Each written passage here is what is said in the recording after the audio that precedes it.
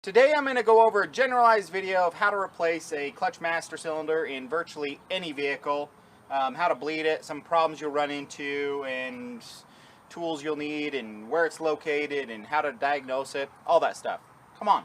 So where is your clutch master cylinder? Well, it's going to be pretty close to actually a master cylinder, because this is the what your brake pedal operates, and right next to it's your clutch, so it's going to be virtually the same, just tucked up a little bit closer to the firewall, because it doesn't need this brake booster and everything else. So mine is, I don't know if you can see it, but this is it.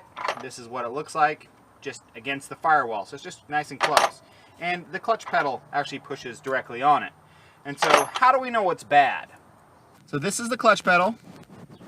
And you see the clutch pedal rod, and you see a little black dot right here that the clutch pedal bumps up. And right above it, you see a rod. And that is going directly into the clutch master cylinder.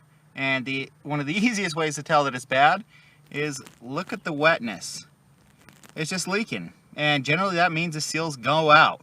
The other thing that could go bad is the slave cylinder, and that is the thing that the clutch master cylinder presses on.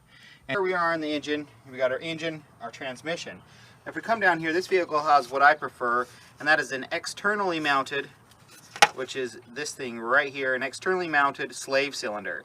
And I would see leaking coming from this boot or from this line, so this one can be changed. You do have, some newer cars have internally mounted ones where if it is leaking, you'll get a drip in between the transmission and engine, but you will have to pull the transmission essentially and do a whole clutch job. And generally it'll even leak on the clutch and everything. Your clutch will be slipping, everything else, if that is bad. But if this is bad, if you have an externally mounted one, you'll be able to see leaking on that. And what happens is you push the clutch pedal and it just pushes this little fork. This little fork right here goes into the transmission, pushes on the clutch, and pushes it that way.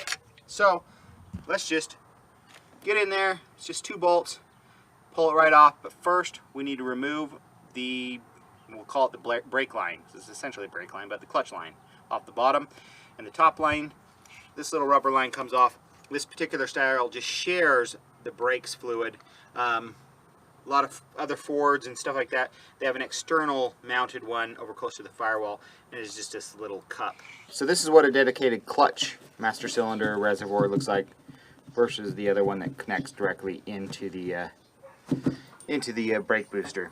Now this job doesn't require really any special tools. There is one tool I do recommend. You don't have to. Sometimes you can get away with it. It's a flare nut wrench. And if you don't know what that is, it's a wrench that essentially goes 3/4 of the way around versus just being open. So here you have, I'm doing the one down here, but just as an example, this only grabs on 2 sides. And these brake nuts are actually pretty dang soft, and they strip pretty easily. So the flare nut wrench gets on there and it locks on pretty dang solid, and you won't strip it. So generally, if you've been doing mechanicking long enough, you know when something's going to round off. If you don't have flare nuts, try one of these and just try it. But if it's going to round off, go spend the 15 bucks on a set of these, 20 bucks on a set of cheap flare nut wrenches. I'll put a link below. But buy a cheap set, it'll make a world of difference. So before I remove any bolts, I'm actually going to use the flare nut wrench to actually crack open, maybe. Wow, that right there would have never come off. That would have rounded off. So a little tech tip for you. I love writing the mileage on stuff, just so I know whether or not when I replaced it, if it's giving me issues. 3 years from now, I'm like, did I replace that or not? Or how long ago did I replace that? I have a mileage and everything else. I know if what kind of a rough date, but the mileage that I replaced it at. This car right now has 304,000 miles. Still going strong, so it's ready for new parts. So this particular vehicle, I have a hard fixed line down here, so I can't really move it. Some vehicles like Ford Rangers or the Mazda trucks of the same era, they actually have flexible lines, and one of the reasons why, and they actually have a remote reservoir that you can actually move around. And one of the reasons why is so that you can actually do this out of vehicle, where you can actually take this and hook it up to both your lines, to your feed line and your pressure line, and you can actually hand bleed it, because it tips at an angle where it traps air, where you can never get all the air out, and so you can never bleed it completely. So you almost need to do one of two things. Is one, align it in a way where it's up and down where the air can actually bleed out of it, and then pump it by hand with a screwdriver.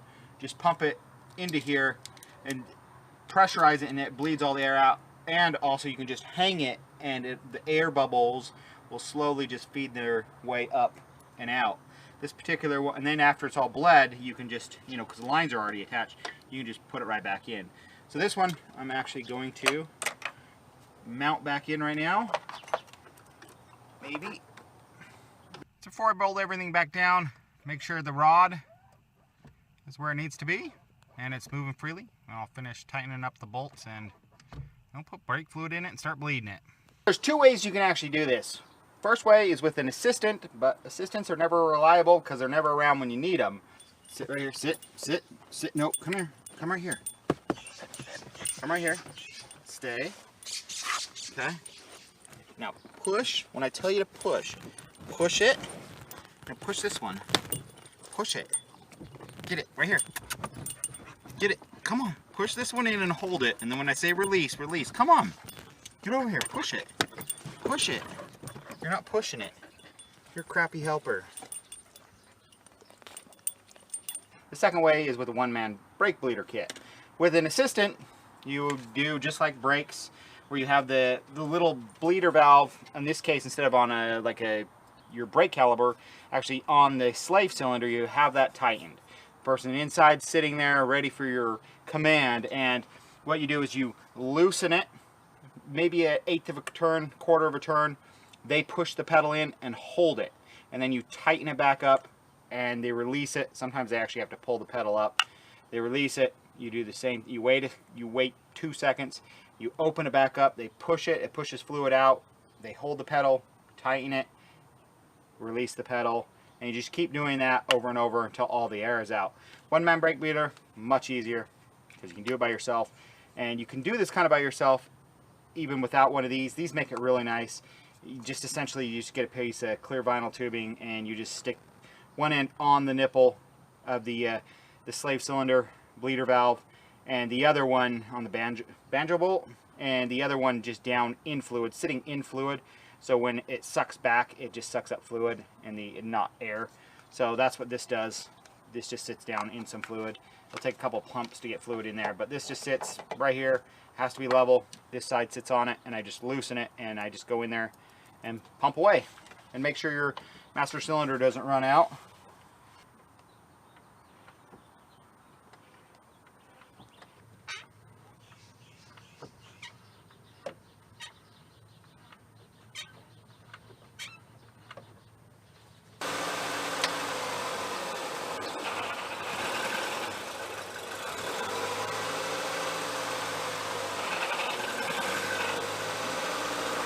So one problem you might encounter when you're actually trying to bleed is the aftermarket part might not be the exact same size as the original part, and if the clutch rod is depressing the plunger even a 1/16 to an 1/8 of an inch, so if it's depressing this in just even barely, no fluid, you can pump this as many times as you want and no fluid will pass.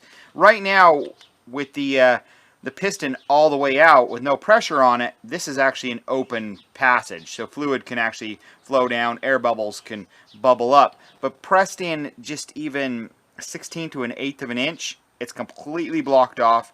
You couldn't blow through it if you wanted to. No fluid will pass through, and so you'll never be able to bleed it. So you need to make sure that your clutch pedal rod is adjusted, or at least, if anything, out further than pushing on it, and that's usually pretty simple.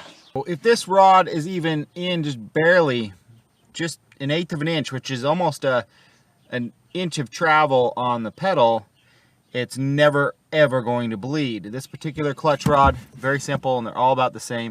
It just has a nut you loosen and you can lengthen or shorten it, or you might have a stop up here that just lets the pedal travel out further, but most I've seen, it's actually just an adjusting nut, and you can just screw that in and out. So I just screwed that. It was actually pushing on this particular one, it was actually pushing it in about an 1/8 of an inch, not allowing me to bleed it. So I just shortened it up until I actually had a little bit of play, and then I let it out so it just barely contacts. So there's no slop in it, but it just barely contacts it. But the little piston inside there, the little plunger, can come all the way out and rest against, in this case, a little C-clip. So this video covers pretty much every style of hydraulic clutch out there. Any questions? Put them down below. I'll do my best to answer them. Thanks, guys. See you soon. Bye. This is what a clutch master cylinder looked like back in 1959. This is the brake booster. That's a clutch. You can see they're the exact same thing. And because they just do the exact same thing, they just push pressurized fluid. So clutch master cylinder, this is a nice one, where this one almost bleeds itself because it's just so far up and almost just vertical, so it almost just air bleeds itself.